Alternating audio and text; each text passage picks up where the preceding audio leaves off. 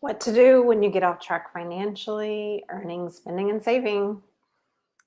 Unexpected bills come up, your market has a downturn, your savings go down due to an emergency.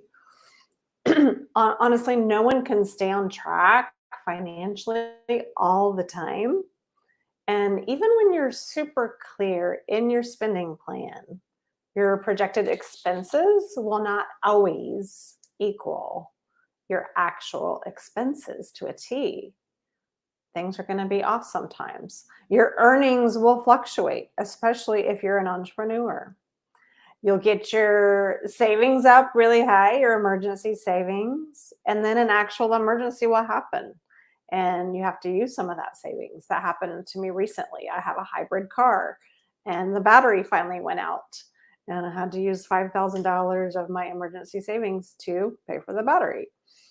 The most important thing for you to remember through all the fluctuations that will happen with money, it's inevitable. The most important thing for you to remember is how to respond when things get off financially. And when you use the right inner tools, you can remain peaceful about money no matter what happens. So, the first thing that I want you to remember to feel peace about money, no matter what happens, is remember what money is. And so you can think about this. Money is spiritual energy from God. It's one of the many forms of abundance that's available to you at all times. And so just shifting that one belief, that really important belief, that can change so much in your perspective. If you hold a boundary around that belief, you can learn to shrug off any things that happen and just come back to the faith that God always takes care of me. I'm always good.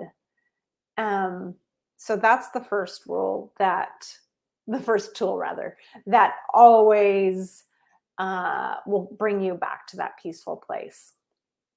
But let's get into the nitty gritty. Let's apply this concept to your income. Okay. So let's go with the example of an entrepreneur. Let's say you're an entrepreneur and let's say your earnings go down for a week or even a month or more. And the most important thing to remember is that even though your income has gone down a bit, money is still available. Money is infinite. Money's always going to be there. It's always going to be there in infinite amounts. And so chances are, if your income has gone down, it's something to do with either God's will for you, like God's trying to show you something else that you're meant to step into, or oftentimes it's you're preventing the earning. And I have spent the last 11 years doing the money work inside myself. And so I've seen the manifestation of income getting higher and higher the more inner work that I do. So I just want to empower you that there is no shame. If you're the one blocking your income, there is no shame. And the good news is that you can shift it. You can choose to do the inner work. So, subconsciously blocking income. How does this happen?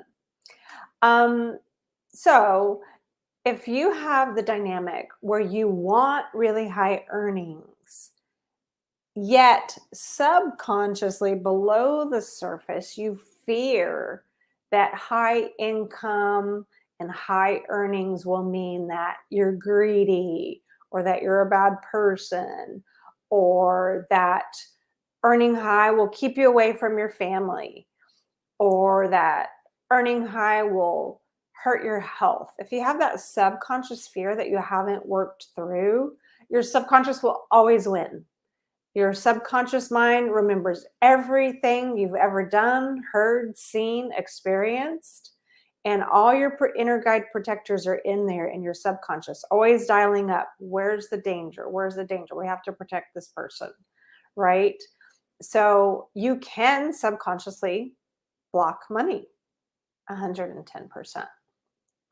So to shift this pattern, you have to be brave. You have to be willing to do the inner work and yes, heal again. And just if you can get into the life trajectory where you're always healing and growing, you're always healing and growing, and that puts you on this trajectory where you're going on an upward spiral of growth, right? So when something like this happens, again, no shame, so much gentleness with yourself. Like, oh, something's happening here. What's happening? You need to look a little deeper inside. And so you can look at, first of all, you can look at what did you learn about money growing up? And when I work with my private clients, we go deep into the old money story, all the conditioning and doing the turnarounds to create a new mindset. And then after that, it's practice, practice, practice. You have to recondition the mind until it just becomes second nature and it's just who you are. So that's the first thing, is look at what from either my childhood or growing up years or recent past is conditioning me to be blocking money now. So you can look at and journal about, how am I blocking money now? And that's actually empowering to me when I know that I can take that step forward to see what I'm doing at times to hurt my finances, whether it's income, spending, or savings, because I am a proactive person. I'm always going to open the envelope. I'm always going to be ready for my next level of healing. So that's what I want to encourage and inspire you to do, to just always be willing. And that's part of how you live. But once you do the deeper inner healing on that, on the stuff that happened growing up, it can really heal those layers inside you so that you're finally free. You're finally free to earn whatever you want.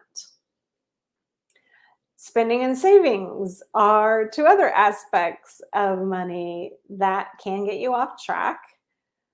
Just remember, again, there's always, always, always an emotional reason for everything you buy, as well as what you don't buy. And I talk about buying under the umbrella of spending and saving because, as you probably know, spending and saving have a direct relationship with each other. They impact each other, right? Because it's all under the bigger umbrella of your spending plan. Your spending plan is your budget. And so in your budget or spending plan, you have categories. You have categories for your earning and saving and spending. And then if you're in debt, you also have a category to pay off your debt. So if you have just your spending plan is just chock full of divine spending, that's wonderful. And your savings may be lower. If you have your spending plan chock full of savings and that's your priority, you're going to have to pull back on your spending. The trick is to find the divine relationship, which it shifts over time, right? But to find that divine relationship where spending and savings, I take care of my life with my spending. I have divine spending on the categories I love. And I also have prioritized savings. So again, looking into the emotional reasons, and you can even journal about this too. Like, what are the categories in your spending plan that you hold on to very tightly? There's no shame in that either. That is just a sign that it means something to you personally. It's part of your values, it's part of your identity, it's part of your lifestyle, it's part of how you want to live. But looking into the emotions, why is that important to me to spend that much in that category? And you can trace it back to an inner guide inside of you. Maybe it's your inner child, maybe it's your inner mama, maybe it's your inner creative, but one of your inner guides has a reason for the spending. So sometimes you can get these inner guides in conversations with each other because you may have another inner guide who's like, dang, Gina, like we need to save, like you are spending a lot.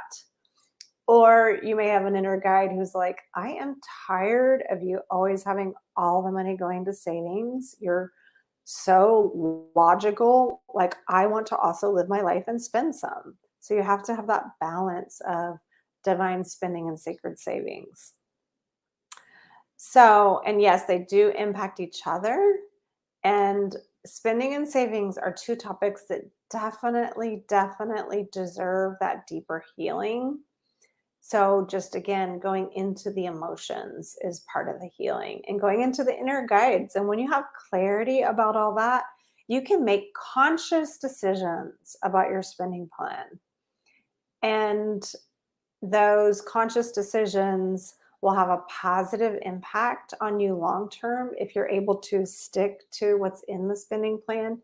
And if you get off base, it's okay. Everybody does.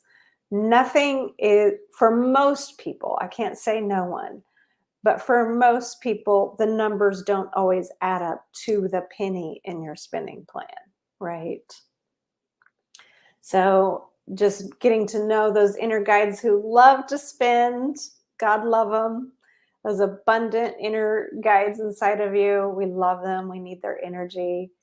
And getting to know the inner guides that are your special savers. God love them. They are thinking about your future. They are building a vision. They are able to be disciplined. We need both, right? And so when you begin identifying those inner guides and what they need and communicating that to each other, then you can understand the dynamic between your savings and spending patterns. So when I work with my private clients, it's usually spending that's off kilter or savings that's off kilter. Sometimes the debt also is way off kilter. And again, there is no shame. So get into that mindset. When you sit down to do your finances, create that sacred energy, maybe say a prayer or meditation. I have a whole long list of things I do in my spiritual practice, my spiritual money practice, to get connected spiritually before I look at the numbers. And some of the stuff I teach to my clients too, because otherwise it's just your brain going into this huge cosmos of money. And if you connect spiritually first, then you have that spiritual guidance. Then you have that feeling of peace that no matter what your spending plan looks like, God's got you, it's all good, and there's abundance.